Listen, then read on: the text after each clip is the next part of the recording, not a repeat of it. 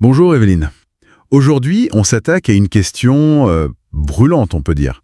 Comment le travail évolue avec ces intelligences artificielles qui ne font plus qu'assister, mais qui agissent? Oui, bonjour. Fini le simple outil, quoi. On parle maintenant d'agents IA. On va décortiquer ça, voir ce que disent différentes analyses sur la reconversion, le déploiement, l'impact par secteur. Notre but, comprendre ce qui change pour de vrai dans nos métiers et nos compétences. C'est tout à fait ça. On observe une vraie accélération. Mais attention, l'idée principale, c'est pas tant le remplacement total, Non, bien sûr. mais plutôt une transformation. Assez profonde, d'ailleurs. Prenons les RH, par exemple. L'automatisation des tâches répétitives, ça pourrait leur libérer du temps pour plus d'accompagnement humain. C'est ce que suggèrent certaines études. D'accord. Et puis l'IA, c'est déjà un outil concret pour la reconversion. Ah oui? C'est-à-dire? Pour aider à identifier les compétences qu'on a déjà, celles qu'on peut transférer, suggérer des métiers, trouver des formations. Et même préparer aux entretiens, j'ai lu ça quelque part. Exactement. Simuler les entretiens d'embauche, oui. Alors, justement, allons-y. Là où ça devient vraiment bluffant, c'est ce passage des IA qui suggèrent à celles Qui exécute. qui agissent. Voilà. On parle d'IA agentique. C'est ça. Capable d'écrire du code, de planifier un projet entier, de gérer des tâches complexes. C'est quand même autre chose que les modèles de langage qu'on connaissait. Tout à fait. Alors, techniquement, ces agents s'appuient souvent sur ces grands modèles de langage, les LLM. Leur fonctionnement, c'est basé sur la prédiction statistique, entraînée sur d'énormes quantités de données. Oui, c'est important de le rappeler. Très important. Ce n'est pas une compréhension comme nous on l'entend. D'où le risque, d'erreurs ou de ce qu'on appelle les hallucinations. Les fameuses hallucinations, oui. Et la tendance, c'est aussi la multimodalité. Des systèmes comme GPT-4, ils traitent déjà texte et images. Ça élargit encore leurs capacités. Et cette capacité d'action, j'imagine que ça a des répercussions économiques assez directes. Ah oui, clairement. On voit déjà une grosse mutation dans la sous-traitance informatique, par exemple en Inde. Oui. Des boîtes comme Cognizant, apparemment, elles utilisent déjà l'IA pour générer une partie du code. Ça augmente la productivité, c'est sûr, mais ça met une pression énorme sur les prix, sur les modèles économiques. D'accord. Il y a même des voix assez, radicales, comme Emad Mostak, qui prédisent carrément une contraction très forte de ces métiers de la programmation offshore. Carrément la fin de certains métiers. C'est ce que certains avancent, oui. Et en parallèle, dans l'industrie manufacturière, par exemple, on parle de potentiel d'optimisation qui pourrait atteindre 40%, selon certaines analyses. C'est énorme. Oui, les chiffres sont assez fous. J'ai vu ce rapport d'EY India.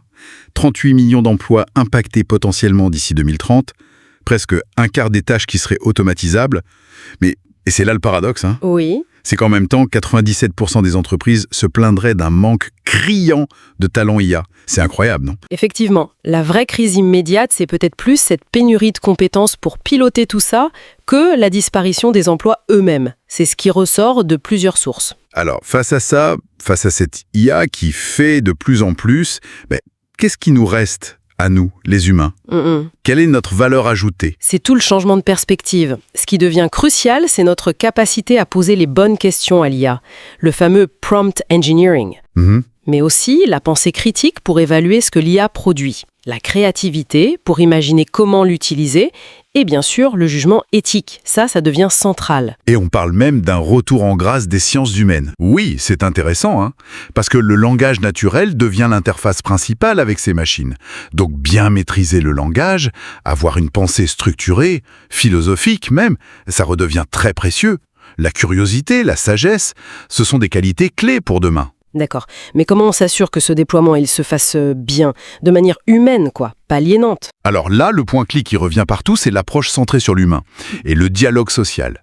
Il faut absolument impliquer les représentants du personnel, les CSE en France, et ça dès le début du projet. En aimant, oui. Exactement. Parce que c'est la manière dont on intègre l'IA qui va déterminer si elle réduit l'autonomie, si elle déqualifie. Ça, c'est l'IA aliénante. Ou si au contraire, elle augmente les capacités, elle rend le travail plus intéressant, l'IA capacitante. Tout dépend du déploiement. Donc, il y a des outils, des méthodes pour bien faire l'IA. Des garde-fous. Oui.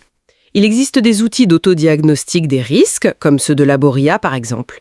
Et puis, le cadre réglementaire bouge aussi avec la SNIL et surtout l'EA Act européen qui arrive avec une approche basée sur les niveaux de risque. D'accord. Et bien sûr, la transparence sur pourquoi on utilise l'IA et la formation des salariés, c'est fondamental pour que ça se passe bien. Bon alors, si on résume un peu tout ça. Les agents IA, c'est là, ça transforme activement le travail.